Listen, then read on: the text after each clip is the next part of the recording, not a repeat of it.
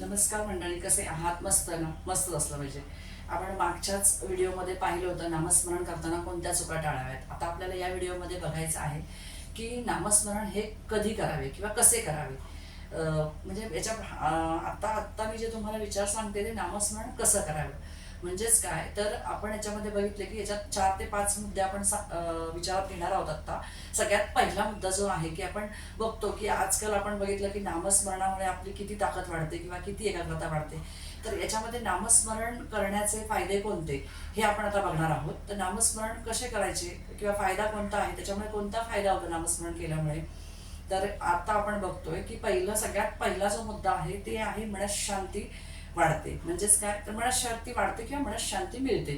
तर आपल्याला हे लक्षात घेतलं पाहिजे की सगळ्यात पहिल्यांदा की आपण बघतो की रोजच्या धावपळीच्या जीवनामध्ये माणूस हा चिंताग्रस्त असतो, काळजीग्रस्त असतो. त्याच्यामध्ये त्याच्या मनामध्ये काही ना काहीतरी चलबिचल चालू असते.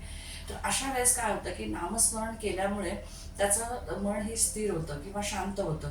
जर आपण याच्यामध्ये उदाहरण बघितलं तर आपण बघतो की रोजच्या जीवनामध्ये ज्यावेळेस तो सकाळी एक 10 मिनिटं नामस्मरण करतो, त्यावेळेस तो एक शांत चित्ताने नामस्मरण ज्यावेळेस करायला बसतो ना, त्यावेळेस तो कोणत्याही देवाचा म्हणजे जय जय जय श्री जय जय राम जय राम श्रीराम जय जय राम असं म्हणू दे, श्री विठ्ठल विठ्ठल म्हणू दे, श्री स्वामी समर्थ म्हणू दे, कोणत्याही देवाचं त्याने नामस्मरण केलं तरी त्याचं मन एकदम शांत होतं आणि तो त्या चिंतामुक्त होतो. म्हणजे हा एक फायदा आहे त्याच्यामध्ये. नामस्मरणाचा हा फायदा आहे की मनःशांती वाढते आपली किंवा मनाला शांती मिळते. दुसरा जो मुद्दा आहे तो आहे की एकाग्रता वाढते. म्हणजेच काय तर आपण बघतो की रोजच्या जीवनामध्ये आपण जरी नामस्मरण करत असलो तरी आपलं मन हे इतरत्र भटकत असतं. आणि ज्यावेळेस नामस्मरण मनापासून आपण ज्यावेळेस करतो ना, त्यावेळेस आपली एकाग्र चित्तेने आपण त्याच्यामध्ये तल्लीन होतो. म्हणजे आपली एकाग्रता वाढते, मन एका जागी स्थिर होतं. नामस्मरण केल्यामुळे हा एक दुसरा फायदा होतो. याचं उदाहरण तुम्हाला मी सांगते की एखादा मुलगा अभ्यास करताना ज्यावेळेस तो आधी सुरुवातीला 10 मिनिटं मन शांत होऊन एकाग्र चित्तेने ज्यावेळेस नामस्मरण करतो ना, नामजप करतो ना, त्यावेळेस त्याचं मन हे पूर्ण अभ्यासामध्ये एकाग्रता होतं आणि तो केंद्रित होतो अभ्यासाकडे. हे आपण दुसरं उदाहरण बघितलं. म्हणजे पहिलं काय बघितलं की मनात शांती मिळते, एकाग्रता वाढते. तिसरं काय आहे की तुमचं संकटकाळी धैर्य वाढते.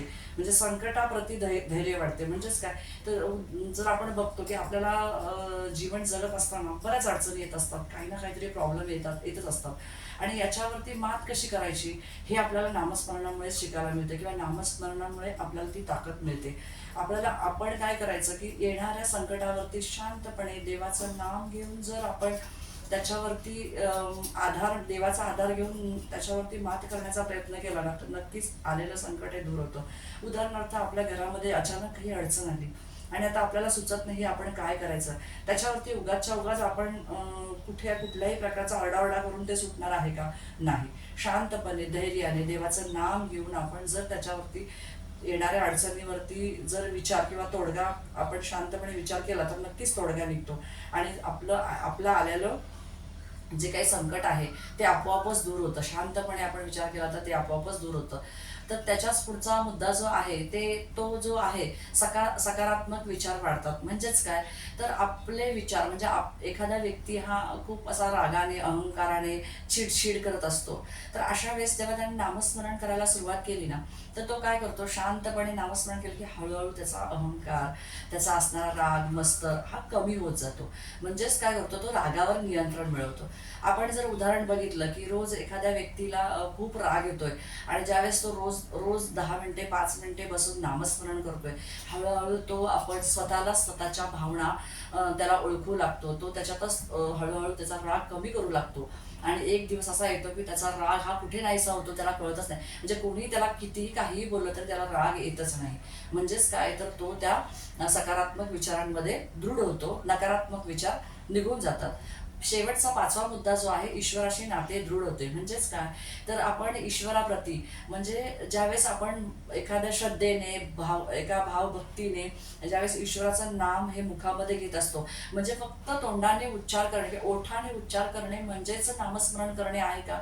तर नाही. मनापासून देवावरती भाव ठेवून ज्यावेळेस तुम्ही नामस्मरण करता, जप करता, एकाग्र होऊन तुम्ही नामाचा जप करत असता, त्याच वेळेस तुमचं काय होत असतं तर परमेश्वराशी नातं हे दृढ होत असतं.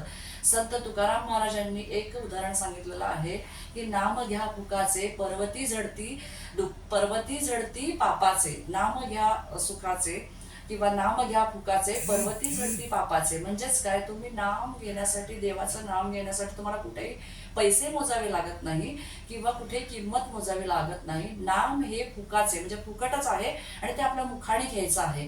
आणि नाम फुकट मुखाने घेतलं तर तुमचं काय होतंय की पर्वत झडती पापाची, मोठा डोंगर तुम्ही पाप केलेली आहेत, भरपूर तुमच्याकडनं चुका झालेल्या आहेत, पण तुमच्या एका नामस्मरणाने, एका नामाने या आलेल्या सगळ्या जो काही पापाचा जो हिशोब आहे किंवा केलेलं पाप आहे ते आपोआपच धुवून जातं, आपोआपच निघून जातं. म्हणून नामस्मरण करावं.